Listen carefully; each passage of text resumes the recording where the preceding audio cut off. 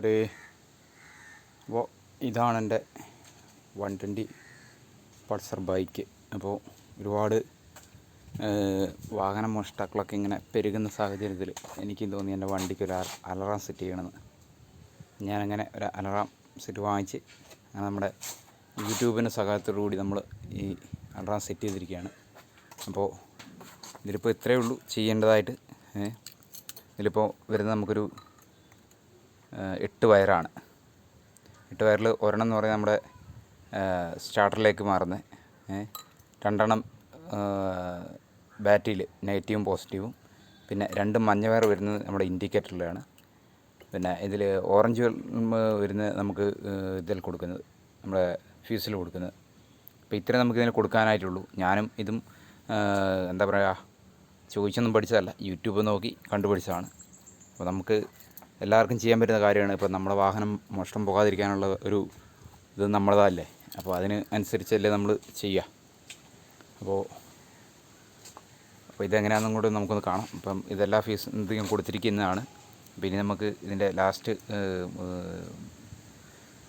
ഇത് മോട്ടർ ഇതിനെ കണക്ട് ചെയ്യുകയാണ്. അതിൻ്റെ മോട്ടർ ഞാൻ കണക്ട് ചെയ്തു.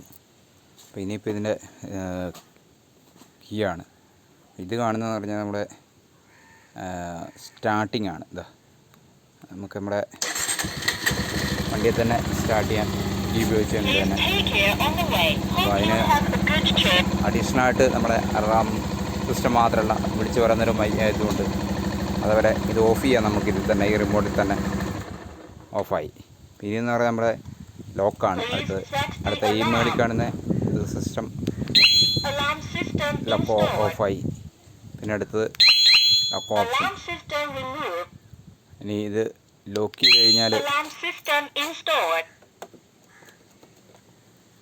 നമുക്ക് ആരെങ്കിലും വന്ന് വാഹനം എടുക്കുകയൊക്കെ ചെയ്ത് കഴിഞ്ഞാൽ ഇതിൽ അലാറം അടിക്കുന്നതായിരിക്കും. അപ്പോൾ നമുക്ക് അതും കൂടെ ഒന്ന് പരീക്ഷിച്ച് കളയാം.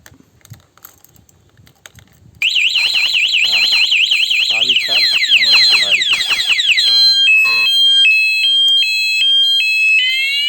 അതിന് സ്വിച്ചിൽ നമ്മൾ ഓഫാവില്ല, അതിന് നമ്മുടെ റിമോട്ട് സ്വിച്ചിൽ തന്നെ ഓഫ് ചെയ്യണം.